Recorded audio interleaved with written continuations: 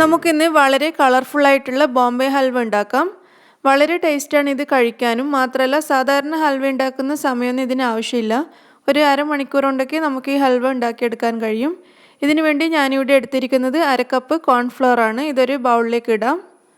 ഇനി ഇതിലേക്ക് 1/2 കപ്പ് വെള്ളം കൂടി ചേർത്ത് നന്നായിട്ട് രണ്ടും കൂടെ മിക്സ് ചെയ്തെടുക്കാം. ഒട്ടും കട്ടയില്ലാതെ വേണം ഇത് മിക്സ് ചെയ്യാൻ. ഇത് നന്നായിട്ട് മിക്സ് ചെയ്തിട്ടുണ്ട്. നമുക്കിത് മാറ്റി വെക്കാം. ഇനി ഒരു അടികട്ടിയുള്ള പാത്രം അടുപ്പത്ത് വെക്കണം. ഓട്ടുരുളിയോ അല്ലെങ്കിൽ നോൺ സ്റ്റിക്ക് തന്നെ നല്ല അടികട്ടിയുള്ള പാത്രമാണെങ്കിൽ അത് മതിയാവും. ഈ പാത്രത്തിലേക്ക് 1/4 കപ്പ് പഞ്ചസാര ചേർക്കാം. ഇതിൻ്റെ തീ ഞാൻ ഓൺ ചെയ്തിട്ടുണ്ട്. ഇനി ഇതിലേക്ക് 1 കപ്പ് വെള്ളം ചേർക്കാം. ഈ പഞ്ചസാര മെൽറ്റാകുന്നത് വരെ ഇത് നന്നായിട്ട് തിളപ്പിച്ചെടുക്കാം.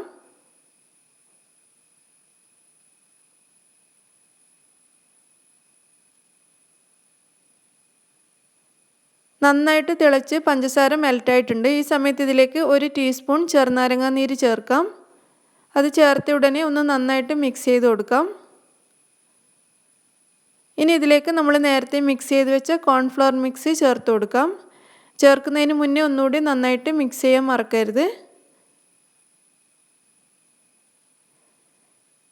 ഈ ഷുഗർ സിറപ്പിൽ കോൺഫ്ലവർ മിക്സ് ചേർത്ത് നന്നായിട്ട് വരട്ടിയെടുക്കാം.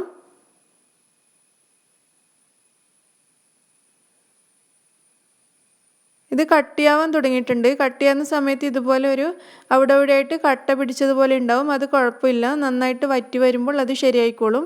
നമുക്ക് ഈ സമയത്ത് ഇതിലേക്ക് 1/2 ടേബിൾ സ്പൂൺ നെയ്യ് ചേർത്ത് കൊടുക്കാം. ഞാനിവിടെ പശുവിൻ നെയ്യാണ് യൂസ് ചെയ്തിട്ടുള്ളത്. നെയ്യ് ചേർത്ത് നന്നായിട്ട് മിക്സ് ചെയ്ത് കൊടുക്കാം.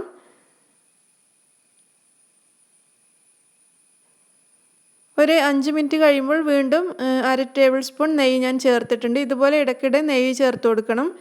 ഏകദേശം 2-3 ടേബിൾ സ്പൂൺ നെയ്യ് ഇതുപോലെ ഇടയ്ക്കിടെ ചേർത്ത് കൊടുക്കുക.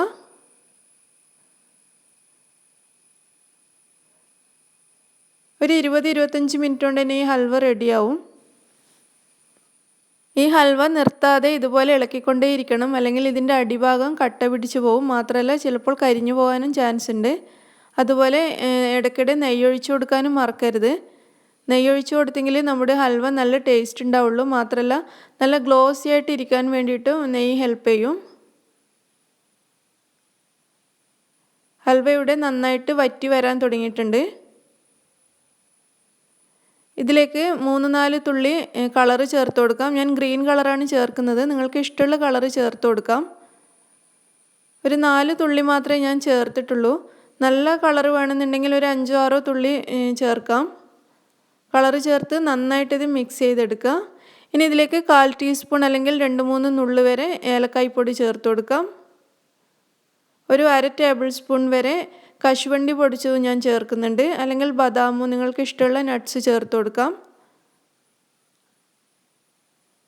നന്നായിട്ട് വരട്ടിയെടുക്കുക. ഇത് നന്നായിട്ട് കട്ടിയാവുന്നുണ്ട്. ഈ സമയത്ത് ഇളക്കിക്കൊണ്ടേ ഇരിക്കണം. നിർത്താനേ പാടില്ല. ഇതുപോലെ വരട്ടി എടുക്കണം. ഹൽവ ഇവിടെ ഏകദേശം റെഡി ആയിട്ടുണ്ട്. ഇത് പാത്രത്തിൽ നിന്ന് വിട്ടു വരുന്നത് നിങ്ങൾക്ക് കാണാൻ പറ്റുന്നുണ്ടാവും. ഈ ഒരു പരുവത്തിലാണ് ഹൽവ ഇരിക്കേണ്ടത്. പാത്രത്തിൽ നിന്ന് നമ്മൾ ഇതുപോലെ ഇളക്കുമ്പോൾ ഹൽവ വിട്ടു വരണം. ഒട്ടും ഒട്ടിപ്പിടിക്കാതെ ഇതുപോലെ വിട്ടു വരുന്ന ഒരു പാകത്തിലായിരിക്കണം.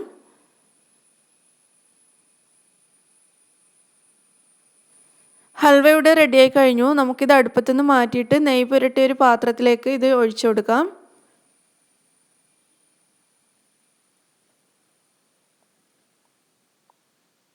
ഇനി ഇത് ഒരേപോലെ നിരത്തി കൊടുക്കാം.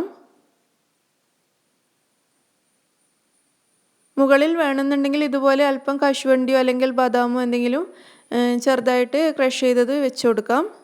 ഇനി ഇത് 2-3 മണിക്കൂർ കഴിയുമ്പോൾ നന്നായിട്ട് തണുക്കും. ആ സമയത്ത് നമുക്ക് കട്ട് ചെയ്തെടുക്കാം. ഇതിപ്പോൾ 2-3 മണിക്കൂർ കഴിഞ്ഞിട്ടുണ്ട്. ഹൽവ നന്നായിട്ട് തണുത്തിട്ടുണ്ട്. നമുക്കിത് കട്ട് ചെയ്യാനുള്ള സൗകര്യത്തിന് വേണ്ടിയിട്ട് ഒരു ട്രേയിലേക്ക് മാറ്റാം.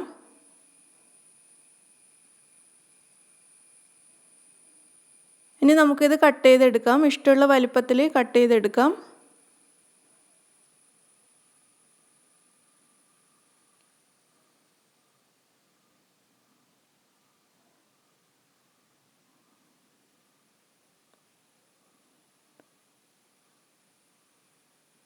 അങ്ങനെ വളരെ ടേസ്റ്റി ആയിട്ടുള്ള ബോംബെ ഹൽവ ഇവിടെ റെഡിയായി കഴിഞ്ഞു.